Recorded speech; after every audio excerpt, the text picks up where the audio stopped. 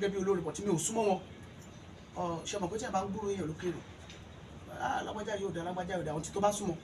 ọ̀wà tó mọ̀ ó ní Chief Doctor Adéwálé Àyùbá ìgbà tó yá mo súnmọ́ wọn wọ́n wá mú mi gẹ́gẹ́ bí ọmọ so mo wá like lifestyle wọn torí bàbá play ní nínú gan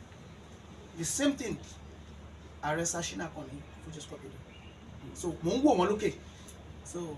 ọ̀pọ̀lọpọ̀ olórin náà wà tó pé wọ́n play ní but ìgbà tí èèyàn bá súnmọ́ èèyàn lè mọ̀ wá wọn gbogbo wọn tán. ẹ dárúkọ Sashina Akànní Arówóre yín sìn wọ́n ti kọ́kọ́ trend recently tó ń sọ̀rọ̀ pé ààrẹ fún yín lóyè kan ojúlówó ọmọ kí ló ṣẹlẹ̀ gangan pẹ̀lú ọ̀rọ̀ yẹn. ọjọ́ ta ṣe Fuji festival èmi kàn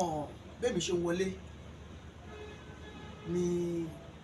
mi mọ̀ pé ààrẹ tiẹ̀ ti dé gan ìyẹn Sashina Akànní Fuji Scorpio mi mọ̀ pé wọ́n ti dé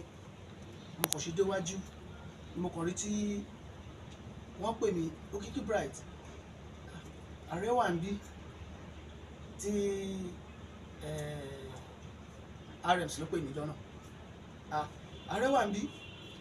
mo ṣe wá ní wọn rà mo kò dádì mi torí tí bá tí wọn bẹ́ẹ̀ dádì mi ni mo máa ń pè wọ́n gbogbo olórin tó jù mí lọ pátápátá bàbá mi ni mo máa ń pè wọ́n so mo ṣe wá dádì mi